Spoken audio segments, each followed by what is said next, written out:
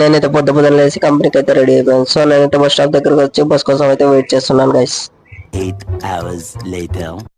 Final గా 8 hours తర్వాత నేనైతే కంపెనీ అయితే అయిపోయింది గైస్. సో మనం అయితే కంపెనీ బస్ లో అయితే ఇంకా రూమ్ కి అయితే వెళ్ళిపోతున్నా. మా స్పాట్ దగ్గరికి అయితే దిగేసి నేనైతే రూమ్ కి అయితే వెళ్ళిపోతాను గైస్. సో మనం అయితే ఇంకా సాటర్డే కదా ఈ రోజు, నేనైతే నెల్లూరుకి అయితే వెళ్తాను గైస్. సో నేనైతే ఫ్రెష్ అయ్యి ఇంకా అయితే బయలుదేరేసాను. ఇక్కడైతే నేనైతే 4:30కి అయితే రూమ్ కి అయితే వచ్చాను. 4:50 అయితే ట్రైన్ చెన్నై సెంటర్ అయితే ఉంది.